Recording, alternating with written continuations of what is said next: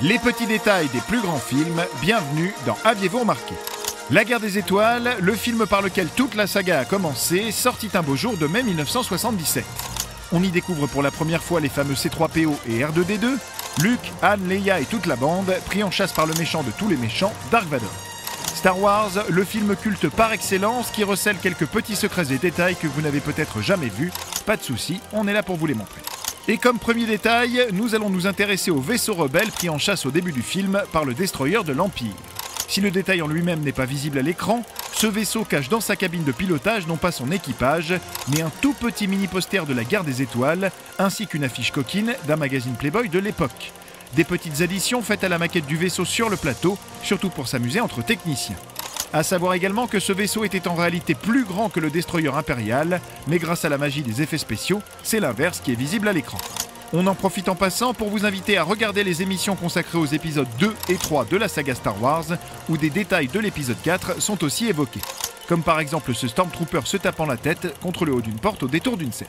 Pour continuer sur les détails de l'épisode 4, les plus observateurs auront noté que lorsque Luke se fait attaquer par un guerrier Tusken, celui-ci brandit son arme au-dessus de sa tête.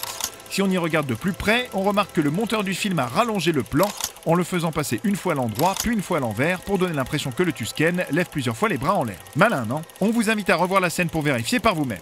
Cet épisode 4, étant le premier film Star Wars, a dû mettre beaucoup d'éléments en place et le jeune George Lucas a souvent dû trouver des noms improbables à ses personnages. Ainsi aviez-vous remarqué que le terme de Jedi venait en fait du japonais.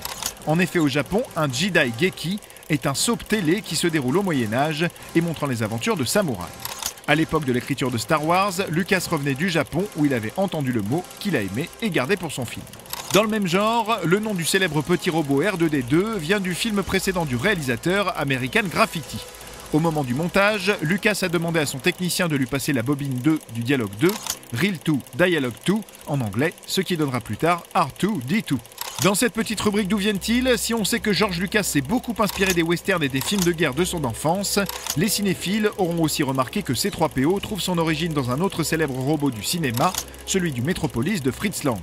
On aura également noté que le squelette à côté duquel passe le robot doré ici est celui d'un dragon Krayt et qu'en retournant sur les lieux du tournage en Tunisie pour les scènes de la prélogie, l'équipe a retrouvé le squelette à la même place sans qu'il n'ait apparemment été touché pendant près de 20 ans.